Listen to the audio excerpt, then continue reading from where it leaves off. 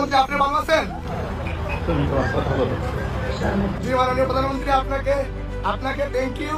Team নিক্ষেপ করেছিলাম আমরা, ওখানে সংখ্যায় কম ছিলাম, কিন্তু আমরা প্রতিজ্ঞা করেছিলাম যে আমরা আওয়ামী লীগের নেতা কর্মীরা এবার ভয়ঙ্কর রূপে ফিরব।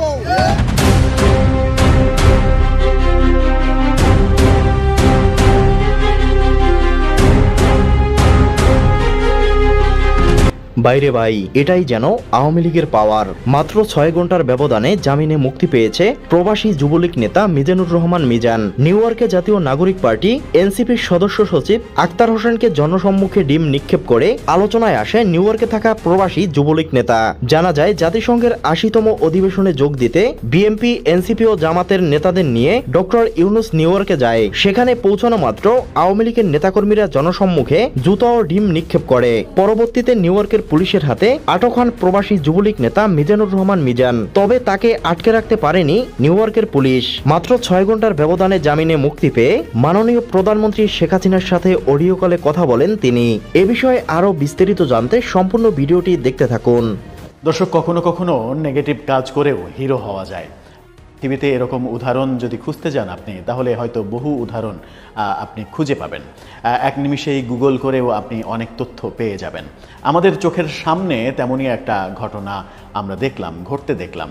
নিউ ইয়র্কে আক্তার হোসেন, এনসিপি নেতা, তার উপরে যে ডিম নিক্ষেপ করা যুবলীগের নেতা নিউ ইয়র্কের মিজানুর রহমান, তিনি সেই ডিম নিক্ষেপের ঘটনার পরে গতকালকে অ্যারেস্ট হয়েছিলেন। অ্যারেস্ট হওয়ার পরে আজকে তিনি জামিন পেয়েছেন যুক্তরাষ্ট্রের আদালতে। তাকে বেশ রাতে আদালত বসেছিল এবং তাকে গুরুতর অপরাধ না হওয়ার কারণে তাকে জামিন দিয়েছে এবং আগামী মাসে কোর্টে আবার হাজিরা দেওয়ার জন্য আদালত বলে দিয়েছেন। এই যে প্রেক্ষাপট, এবং তারপরে আদালত থেকে মুক্ত হওয়ার পরে দেখলাম যে রীতিমতো হিরো হয়ে গেলেন তিনি। নানা কিছু ঘটলো, একের পর এক লাইভ, তাকে ফুলের মালা দেয়া, মিষ্টি খাওয়ানো, মিছিল, স্লোগান, এবং যেটা ঘটলো সেটা হচ্ছে দিল্লি থেকে ফোন গেল তার কাছে। সেই ঘটনাকে কেন্দ্র করে বাংলাদেশেও অনেক কিছু হলো। সবথেকে গুরুত্বপূর্ণ যে ব্যাপারটা বলা যায় সেটা হচ্ছে যে আওয়ামী লীগের কার্যক্রম, তার ওপরে নিষেধাজ্ঞা রয়েছে। আওয়ামী লীগের কার্যক্রম করার মতো কোনো বৈধ উপায় নেই। সেরকম মুহূর্তে যখন এক ধরনের প্রেসক্রিপশন আছে সরকারের তরফ থেকে যে আওয়ামী লীগ ব্যাপারে কোনো খবর যেন গণমাধ্যমে করা না হয়, খবর করার ব্যাপারে যেন সচেতন থাকা হয়, এবং এই ব্যাপারে একটা কড়া বার্তা দেয়া হয়েছে। যেমন একেবারে সরাসরি বলা হয়েছে যে শেখ হাসিনার কোনো অডিও, ভিডিও এগুলো কোনো গণমাধ্যমে প্রচার করা যাবে না। অনেক কথা বলা হয়েছে। তার মানে এক অর্থে বলা যায় যে আওয়ামী লীগের খবর প্রচার করা যাবে না, এই মেসেজটাই মূলত গণমাধ্যমের কাছে দেয়া হয়েছে সরকারের তরফ থেকে। তারপরেও দেখলাম যে এই যে মিজানুর রহমান নিউ ইয়র্কে একটা বাজে পরিস্থিতি তৈরি করলেন এবং এনসিপির নেতার দিকে ডিম ছুঁড়ে মারলেন। যদিও এটা আওয়ামী লীগের বিজয়ের ব্যাপার, আওয়ামী লীগের উৎসবের ব্যাপার, সেই ব্যাপারটা নিয়ে বাংলাদেশের প্রায় সব গণমাধ্যম খবর করছে।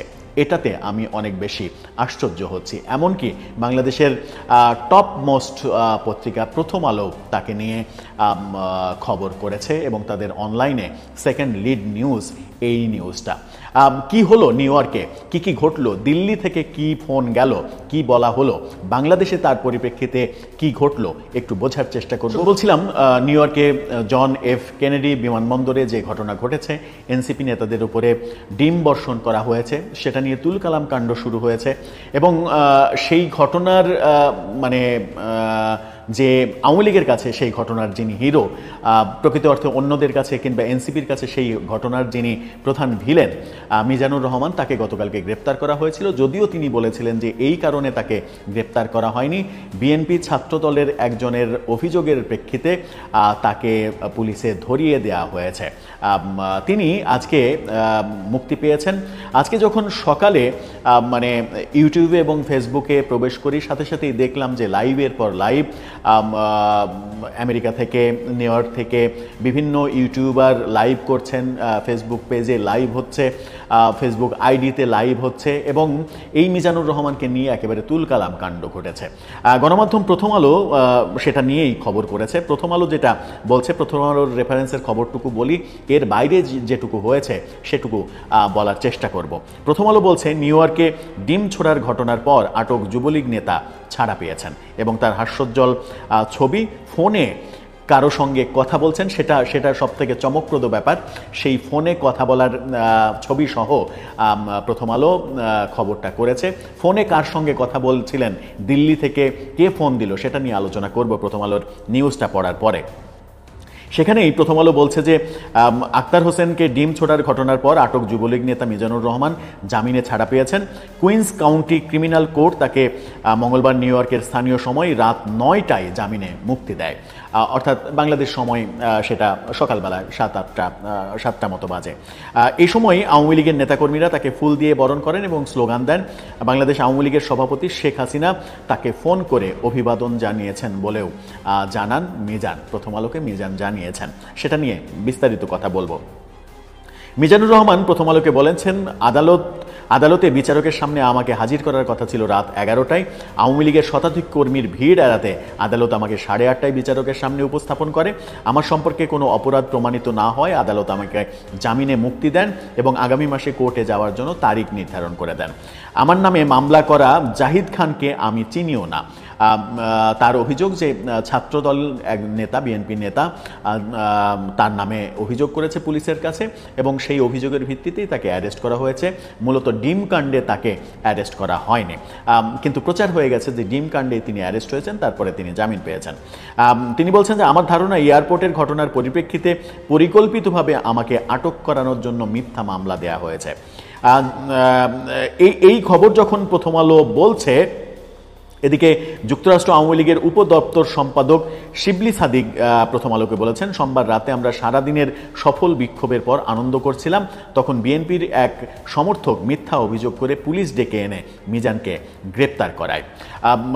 আমরা দেখেছি যে নিউ ইয়র্ক থেকে যে লাইভটা করা হচ্ছিল, বিভিন্ন জন লাইভ করছিলেন সামাজিক যোগাযোগ মাধ্যমে, সেখানে দেখেছি যে তাকে ফুলের মালা পরিয়ে দেওয়া হচ্ছে, মিষ্টি খাওয়া হচ্ছে, মিষ্টি বিতরণ করা হচ্ছে এবং সব থেকে ইম্পর্টেন্ট ব্যাপার সেটা হচ্ছে যে এই মিজান এতটাই হিরো হয়ে গেছেন আওয়ামী লীগের কাছে যে দিল্লি থেকে শেখ হাসিনা তাকে ফোন দিয়েছেন। শেখ হাসিনা সম্ভবত হোয়াটসঅ্যাপে কিংবা টেলিগ্রামে হতে পারে, প্রথমে অডিও কল দিয়েছেন। অডিও কলে তিনি কথা বলছিলেন। সেই কথা বলার পরে ওখানকার আওয়ামী লীগের একজন নেতা, আমি নাম জানি না, যার ফোনে মূলত কল দিয়েছেন, তিনি বলছেন যে আপা একটু ভিডিও কলে আসেন, ভিডিও কলে আপনি তারে একটু দেখেন, আপনাকেও সে দেখুক। তারপরে শেখ হাসিনা ভিডিও কলে আসেন এবং ভিডিও কলে এই মিজানুর রহমানের সঙ্গে কথা বলেন, উপস্থিত নেতাকর্মীদের সঙ্গে কথা বলেন। তার মানে এই মিজান আওয়ামী লীগের সর্বোচ্চ পর্যায়ের দৃষ্টি আকর্ষণ করে ফেলেছেন 2-3টা ডিম মেরে। তার মানে হচ্ছে যে তার জীবনের, রাজনীতির জীবনের সর্বোচ্চ উপার্জনটা হয়ে গেছে, তিনি আওয়ামী লীগের কাছে হিরো হয়ে গেছেন। এই যে এনসিপি নেতাকে ডিম মারলেন, ডিম মেরে তিনি স্বয়ং শেখ হাসিনার ফোন পাচ্ছেন, শেখ হাসিনা তার সঙ্গে ভিডিও কলে কথা বলছে এবং শেখ হাসিনা তাকে ধন্যবাদ দিচ্ছে। তিনি শেখ হাসিনাকে বলছেন যে আপনাকে না ফেরানো পর্যন্ত আমাদের আন্দোলন চলবে, 1 দিন না 3 মাস, 6 মাস, 10 মাস যদি কারাভোগ করতে হয় তাও করব। এই ধরনের কথাবার্তা আমরা বিভিন্ন সামাজিক যোগাযোগ মাধ্যমে লাইভ এবং বিভিন্ন ফুটেজে আমরা দেখতে পেয়েছি। আমেরিকায় এই ঘটনাটা যখন ঘটছে তখন গত রাতে বাংলাদেশে যেটা হয়েছে সেটা হচ্ছে যে এই যে এনসিপি নেতার উপরে ডিম মারার ঘটনায় অভিযুক্ত একজনের বাড়িতে হামলা করা হয়েছে এবং সেই বাড়িতে মুহুর্মুহু ডিম ছুঁড়ে মারা হয়েছে। পরে পুলিশ এসে পরিস্থিতি নিয়ন্ত্রণে নেয় এবং বিক্ষোভকারীদের সরিয়ে দেয়। ঘটনাটা কোথায় হয়েছে? ঘটনাটা হয়েছে কালবেলা, বলছে কালবেলা শিরোনামটা, ফটোকার্ডটা আপনারা দেখে নিতে পারেন। তারা বলছে যুক্তরাষ্ট্রে আক্তারের ওপরে হামলায় জড়িত আওয়ামী লীগ নেতার বাড়িতে ডিম নিক্ষেপ। কিন্তু তাদের তথ্য মতে এই মিজানের বাড়িতে না, অন্য আরেকজনের বাড়িতে দেয়া হয়েছে। কালবেলা বলছে আক্তার হোসেনকে লক্ষ্য করে ডিম নিক্ষেপের ঘটনা ঘটেছে। সেই ঘটনার জেরে অভিযুক্ত যুক্তরাষ্ট্র আওয়ামী লীগের বিজ্ঞান ও প্রযুক্তি বিষয়ক সম্পাদক জাহিদ হাসানের গ্রামের বাড়ি শরীয়তপুরের নড়িয়ায় পাল্টা ডিম নিক্ষেপ করেছে স্থানীয় এনসিপির নেতাকর্মী এবং ছাত্র জনতা। এনসিপির উদ্যোগেই মূলত এটা হয়েছে। সন্ধ্যায় নড়িয়া উপজেলার চামটা ইউনিয়নের তেলিপাড়া গ্রামে এই ঘটনা ঘটে। অভিযুক্ত জাহিদ হাসানের বাড়ি তেলিপাড়া গ্রামে। তার বাড়িতে আপনারা ফটোকার্ডে নিশ্চয়ই দেখলেন যে সেখানে লাল বৃত্ত দিয়ে ডিমের অস্তিত্বও পাওয়া যাচ্ছে, ডিম ছোড়ার পরে হলুদ হয়ে আছে সেরকমটা। তার মানে এই ঘটনাটাও ঘটছে, অর্থাৎ যুক্তরাষ্ট্রে যারা এই কাণ্ডগুলো করেছেন তাদের নিজেদের এলাকায় গ্রামের বাড়িও এখন কিন্তু নিরাপদ নয়। এরকম পরিস্থিতি যখন ঘটছে তখন আমরা এমন পরিস্থিতিও দেখেছি যে পুলিশি তৎপরতা, বাংলাদেশে পুলিশি তৎপরতা ব্যাপক হারে বেড়েছে গতকালকে থেকে আজকে পর্যন্ত, এবং সেই তৎপরতা আরও বাড়ানোর পূর্বাভাসও পাওয়া যাচ্ছে। যখন মিজান যুক্তরাষ্ট্রে এনসিপি নেতা আক্তারকে সম্ভবত 2-3টা ডিম মেরেছেন, 2-3টা ডিম, মানে আমি লাস্টটা ছোড়া ভিডিওতে দেখেছি, সবাই বোধহয় ওই ভিডিওটাই দেখেছেন। তার আগে তার কোর্টে ডিম লেগে আছে সেরকমটা দেখা গেছে। তার আগে কয়টা মারা হয়েছে সেটা তো ভিডিওতে দেখা যায়নি, সুতরাং সেটা বোঝা যাচ্ছে না। হতে পারে যে অন্তত তো 2টা, না হলে 3টা ডিম মেরেছে। এই 2-3টা ডিম মেরেই তিনি আওয়ামী লীগের কাছে হিরো হয়েছেন। যে কথা বলছিলাম যে কখনো কখনো নেগেটিভ কাজ করেও কোনো জাতি, গোষ্ঠী, সম্প্রদায় কিংবা কোনো গোত্রের কাছে যে হিরো হওয়া যায় সেটা বোধহয় মিজান প্রমাণ করলেন।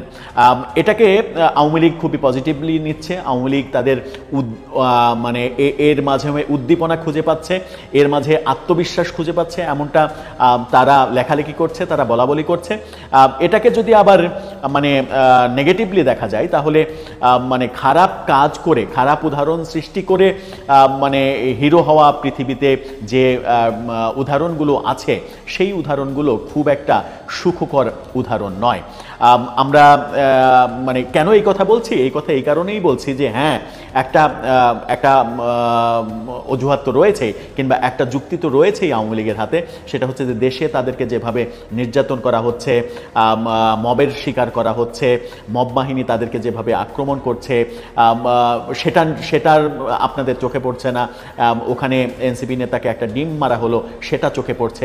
এই যুক্তি মানে গ্রহণযোগ্য, এই যুক্তি দিতেই পারেন, কিন্তু কোনো যুক্তিতেই, কোনো কিছুতেই আমাদের যে ভাষ্য সেটা হচ্ছে যে দেশে তৈরি হওয়া মব যেমন সমর্থনযোগ্য নয়, দেশের আদালতে আসামিদের নিয়ে যাওয়ার সময় তাদের দিকে ডিম ছুঁড়ে মারা যেমন সমর্থনযোগ্য নয়, তেমনি সেগুলোর প্রতিশোধ নিতে আবার ডিম ছোড়া সেটাও খুব একটা ভালো দৃষ্টান্ত নয়। আমাদের যুক্তিটা ওইখানে, সেটা হচ্ছে যে একটা সম্প্রীতির বাংলাদেশ কেন হবে না, একটা সম্প্রীতির বাংলাদেশ কেন আমরা গড়তে পারবো না। সেই ক্ষেত্রে বর্তমান সরকারের দায়টা হয়তো অনেকেই দিতে পারেন যে এই সরকার সম্প্রীতির বাংলাদেশ গড়ার পরিবর্তে হিংসাটা ছড়িয়ে দিয়েছে এবং সেই হিংসাটা দেশের গণ্ডি পেরিয়ে বিদেশে চলে গেছে।